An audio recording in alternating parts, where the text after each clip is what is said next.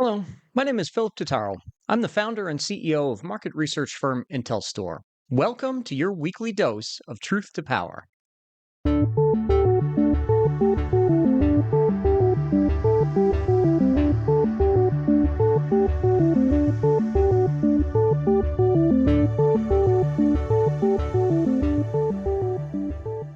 Truth to Power examines data driven insights for the energy sector with a focus on renewables. On this week's episode, we'll tackle the impact of the newly signed tax and budget bill in the USA on the revenue, profitability, and growth in the wind energy market. Well, we've all seen what the current US administration's hysteria over renewable energy has done to the industry in the past 6 months. The uncertainty has now been replaced by a rather unfortunate environment for wind and solar project development. Wind power already provides a little over 10% of the electricity in the United States, and solar is almost at 4%. So, with that in mind, let's go through the changes to the policy enacted by this bill. Firstly, wind and solar facilities that begin construction after July 4th, 2026, are required to be placed in service by the end of December 2027 to receive any production tax credits. Projects which can start construction prior to July 4th, 2026 can avoid the start of construction and online date restrictions to claim the PTC. Additionally, there are new restrictions regarding foreign entities of concern. So at IntelStor, we've calculated what this means for revenue to the asset owners. As I noted in a recent Truth to Power episode, wind energy asset owners alone have received more than $66 billion in PTC revenue since the program was first started back in the early 1990s. The cuts made by the bill will result in approximately $12 to $16 billion less in revenue to asset owners. The variance in the range is due to expected variations in annual production, as well as expected reductions in capacity additions without having the PTC available after 2027. There are currently 30.04 gigawatts of new greenfield wind energy projects currently under construction or consented in the United States. A fraction over 3.9 gigawatts, or just over about 13%, is at risk of not being able to claim the full value of the PTCs since they may not be able to start construction by the deadline next year.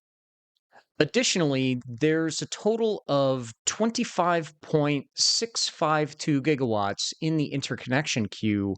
Only about 11% of this capacity, or 2.82 gigawatts, will actually be built prior to 2029, assuming that power purchase agreement prices remain at current average levels.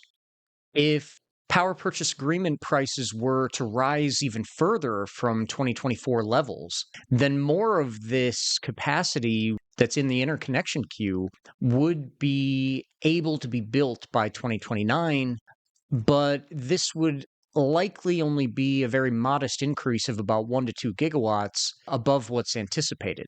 Keep in mind as well, the IRS has some control over what constitutes the start of construction.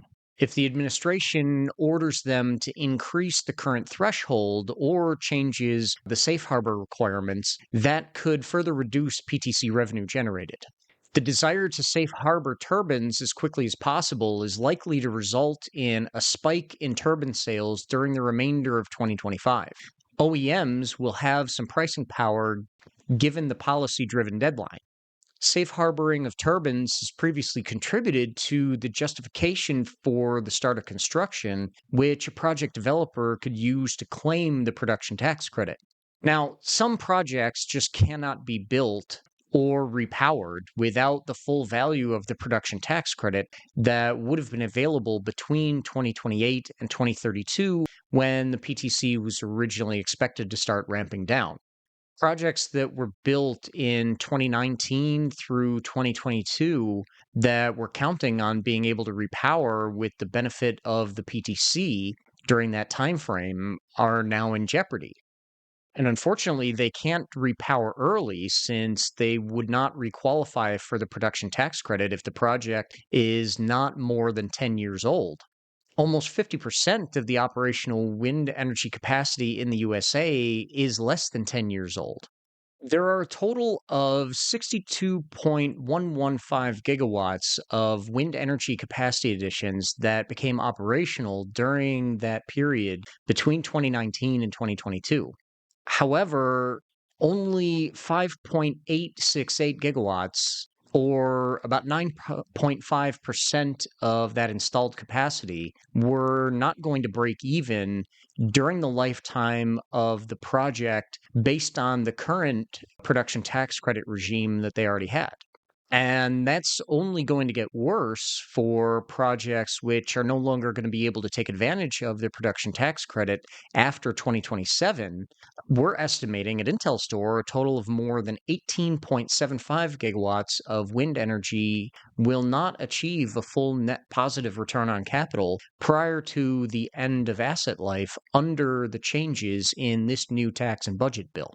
So, what does that mean? Well, asset owners will be forced to extend life or refurbish their projects in the hope that the production tax credit is reinstated during the 121st Congress that will come into term in January of 2029. It's unlikely to happen before then. Without a PTC reinstatement, the domestic and foreign investors who put approximately 20 billion into those projects that were built between 2019 and 2022 will be left with investments that will simply never turn a profit for them.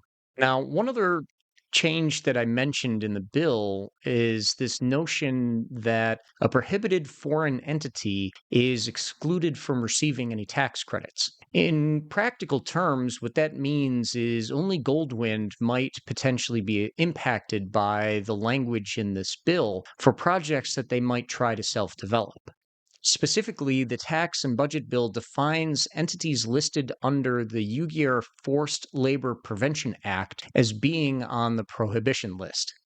But another definition of a specified foreign entity in the bill that would preclude companies from claiming either production tax credits or manufacturing tax credits relates to entities that are alleged by the Attorney General to have engaged in conduct for which conviction was obtained under certain laws. This could have an impact on Adani Group from India and preclude them from entering the US market if they were to be convicted of any securities fraud or financial crimes linked to the SEC bribery charges made public back in November 2024. So, all in all, what does this mean for the full industry? Well, companies who offer engineering, procurement, and construction services or asset life extension services, which are either data driven operational improvements or mechanical component refurbishments, they'll see strong demand in the next 4 years. The industry will continue to find ways to thrive as it waits out a more favorable policy environment to get the industry back on track and competing on a level playing field with oil and gas who already have permanent subsidies in place. Thank you for joining me this week. I'm Philip Totaro, and this has been your weekly dose of truth to power. Follow us on IntelStor's YouTube channel as well as your favorite audio platforms. And visit www.intelstore.com to join more than 200,000 subscribers to our renewable energy data solutions. A full analysis of the impacts to the wind energy sector from the tax and budget bill is available to subscribers.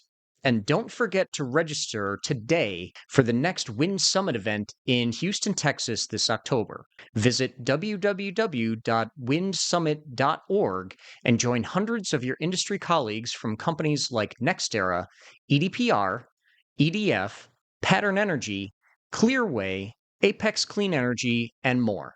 We hope to see you there.